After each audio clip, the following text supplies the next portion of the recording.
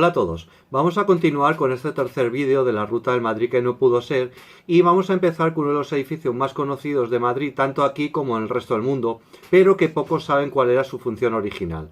Me refiero al Gabinete de Ciencias de Historia Natural, más conocido como el Museo del Prado.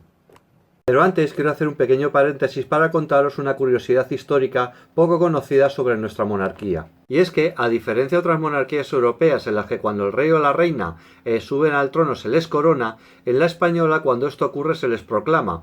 De hecho, el rey Juan I de Castilla en el año 1379 fue el último rey coronado en España.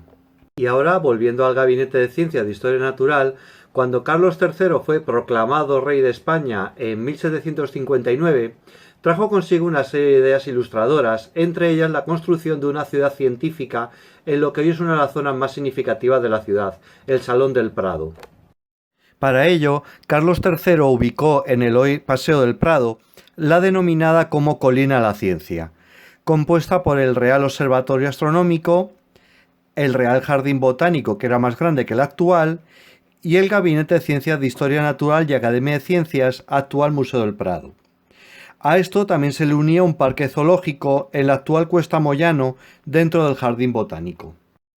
Y para este gabinete, uno de los arquitectos estrella de Carlos III, Juan de Villanueva, que aquí le vemos en un retrato hecho por Francisco de Goya, en 1785 no presentó un proyecto sino dos. En esta primera imagen tenemos el plano del primer proyecto presentado por Villanueva, donde vemos dos construcciones. La de arriba sería el actual museo, pero la de abajo, que parece un circo romano, es la que no se llegó a construir. Pero lo vamos a ver mejor en esta maqueta que tenemos en la segunda planta del Museo de Bellas Artes de San Fernando. Este primer proyecto refleja muy bien las características habituales de este arquitecto, enmarcado dentro del estilo neoclásico. Como he mencionado, este destaca por dividirse en dos partes diferenciadas. En primer término tenemos unos pórticos cubiertos con columnas, aunque abiertos hacia el Salón del Prado, que darían la bienvenida al visitante. En aquella época se decía que el Salón del Prado era un lugar al que ir y ser visto, ya que era una de las zonas favoritas de paseo para los madrileños. Por eso el gabinete se abriría a la avenida con este paso porticado, en el que, como vemos en la maqueta, se ubicarían monumentos en cada extremo. En el centro de este paseo de columnas se encontraría un pequeño patio circular que serviría de entrada al edificio principal, la segunda parte del conjunto. Este plano que tenemos ahora delante es el segundo proyecto donde el edificio volvía a ser neoclásico, pero algo más sencillo al eliminar el paseo porticado e incluir esas columnas directamente en la edificación principal. De esta forma se eliminaba una de las partes del conjunto y se incluían sus características más relevantes en la otra. Fue Carlos III el que eligió la segunda opción, mucho más económica, y se iniciaron las obras en 1785. Sin embargo, el rey moriría 3 años más tarde, en 1788, y no pudo ver la obra completada. De hecho, se conservan planos de la construcción de los años 90 del siglo XVIII que no llegó a ver Carlos III, diseñados ya durante el reinado de su hijo Carlos IV, y en ellos el arquitecto hizo algún cambio eliminando el pequeño torreón que había ideado sobre la fachada principal, como vemos en esta imagen. En el primer vídeo que realicé del Madrid que no pudo ser, vimos un proyecto del arquitecto gaditano Casto Fernández Sou, que por lo que me habéis comentado alguno de vosotros, os llamó muchísimo la atención. Fernández Sou, al que volvemos a tener aquí en una imagen, fue el autor del proyecto que vimos de la Torre del Espectáculo, además del edificio Coliseum de la Gran Vía o del Mercado de San Fernando en la calle Embajadores. Además de la Torre del Espectáculo, este arquitecto realizó varias propuestas más para Madrid. Entre ellas tenemos la reforma del aeropuerto de Barajas, rechazado por exceso de originalidad, la Estación Central de Madrid o un proyecto de ciudad futurista. Pero casi todos estos proyectos, a excepción de la Estación Central, tenían una cosa en común. Aquí volvemos a tener el proyecto de la Torre del Espectáculo. En este segundo dibujo vemos la misma torre, pero en este caso haría la función de torre de control del aeropuerto. Y en tercer lugar tenemos los edificios de la ciudad futurista. Si os fijáis, todos son iguales. Esta torre, en una de sus múltiples funcionalidades, se llegó a construir, aunque no en España, sino en la República Dominicana y a modo de faro. Además de las dos construcciones de Fernández Sou que aún podemos admirar en Madrid, hay una tercera que pasa totalmente desapercibida. Se trata de la estación de servicio GEA en la calle Alberto Aguilera, antes conocida como Estación de Servicio Petróleos Portopí, para muchos autores una de las obras que marcan la entrada a la arquitectura moderna española.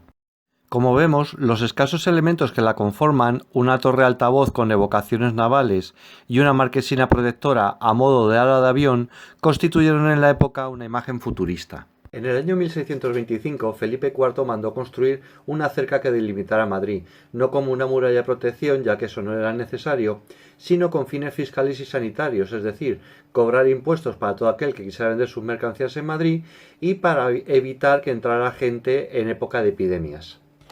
En el año 1656 sale a la luz el plano de Madrid de Pleno Teixeira, el geógrafo portugués, donde vemos que el Madrid de Felipe IV es lo que hoy llamamos Madrid Central. Pero en los siglos posteriores Madrid no creció por esta cerca, y no será hasta el año 1868 cuando ésta se derribe y la ciudad empieza a crecer.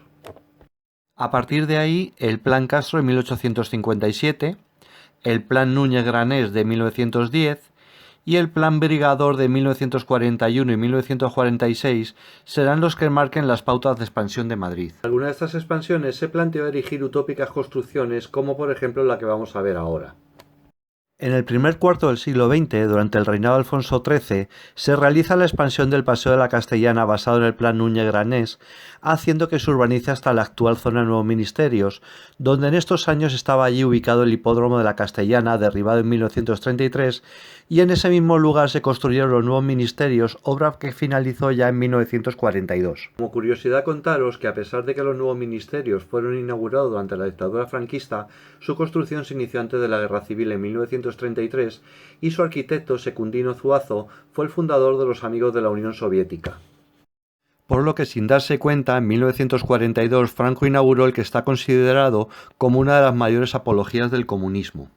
Lo cierto es que en la zona donde se ubicaba el hipódromo, en un primer momento no estaba planeado que se construyera el edificio de los Nuevos Ministerios, sino un utópico monumento a Alfonso XIII diseñado por Alberto de Palacio, el mismo monumento a Colón que vimos en el segundo vídeo. El monumento consistiría en un basamento con una gran puerta de ingreso. Habría una colosal fuente con cascada de una altura de un 7º piso, sobre la cual se alzaría la estatua ecuestre de Alfonso XIII hecha en bronce y presidiendo toda la obra, la cual alcanzaría los 40 metros de altura. Por si todo esto fuera poco, también serviría como palacete, y es que en su interior habría un gran salón para recepciones y conciertos, todo ello con balcones y galerías para poder admirar las vistas en todas direcciones, y como remate una bóveda con la bandera española. Desde el paseo, además de poder admirarse en todo su esplendor el grandioso monumento, se podrían adivinar las fuentes, flores de colores y bustos de reyes y personajes célebres que asomarían en los jardines. Sin embargo, tanto el monumento a Alfonso XIII como el parque nunca fueron construidos. Hasta 1933 no se derribó el hipódromo para poder prolongar de esta manera la vía, pero en ese año el rey ya no se encontraba en España tras haberse proclamado 2 años antes la Segunda República.